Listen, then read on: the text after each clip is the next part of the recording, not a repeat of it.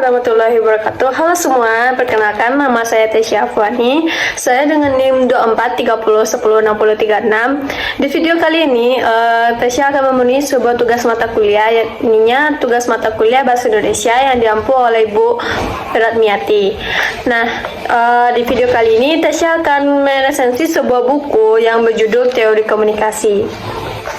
Dilihat dari covernya, buku Teori Komunikasi karya Poppy Ruliana dan Puji Lestari berukuran sekitar 15-30 cm. Cover yang sederhana dan profesional menampilkan judul besar serta nama penulis yang sangat jelas, cocok untuk buku akademik dan referensi mahasiswa. Desain cover yang tidak berlebihan ini menandakan fokus utama pada isi buku yang komprehensif dan sistematis dalam membahas teori komunikasi. Nah, buku Teori Komunikasi karya Dr. Poppy Ruliana MSI dengan Dr. Puji Lestari SIPM MSI ini dicetak di PT Raja Grafindo Persada. Yang cetakan pertama itu tahun 2019 pada bulan Juni. Nah, buku Teori Komunikasi ini berjumlah 286 halaman. Nah, buku Teori Komunikasi ini merupakan karya komprehensif yang membahas berbagai teori komunikasi dari perspektif para ahli komunikasi. Buku ini menguraikan teori-teori komunikasi yang dapat diaplikasikan dalam penelitian komunikasi serta peristiwa komunikasi dalam kehidupan nyata. Setiap babnya itu dirancang untuk memberikan pemahaman mendalam mengenai teori komunikasi, cocok untuk mahasiswa ilmu komunikasi maupun pembaca umum yang ingin memahami dan membangun serta mengaplikasikan teori komunikasi dalam penelitian. Nah, buku ini terdiri dari 286 halaman dengan pembahasan yang sistematis mulai dari definisi komunikasi, evolusi teori komunikasi, perspektif dan tipe teori komunikasi hingga aplikasi teori komunikasi di era revolusi industri 4.0. Nah, selain itu, buku ini juga menyajikan contoh penelitian, glosarium dan biodata penulis dan memperkaya pemahaman pembaca. Nah, selain itu, buku ini Dr.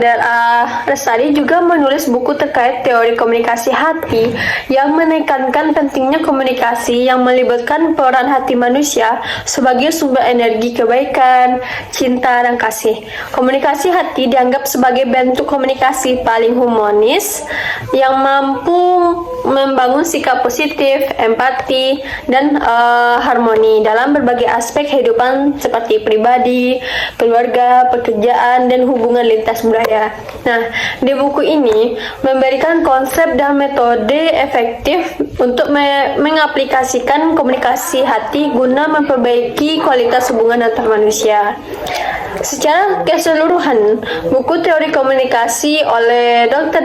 Poppy Ruliana MSI dengan Dr. Puji Lestari SIPM SI ini sangat bermanfaat sebagai resensi akademik dan praktis dalam memahami dan mengembangkan ilmu komunikasi. Dengan pendekatannya mudah dipahami dan aplikatif dalam berbagai konteks kehidupan dan penelitian komunikasi.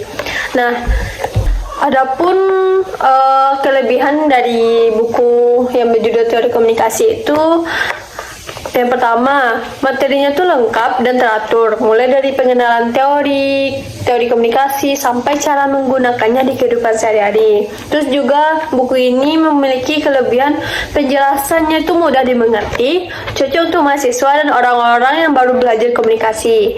Selanjutnya yaitu ada contoh-contoh nyata dan istilah penting yang membantu memahami isi buku, dan juga mengajarkan komunikasi hati, yaitu cara berkomunikasi dengan penuh empati dan perasaan baik supaya hubungan antar orang jadi lebih harmonis. Dan juga kalau ada kelebihan pasti ada kekurangan. Nah, buku ini memiliki kekurangan,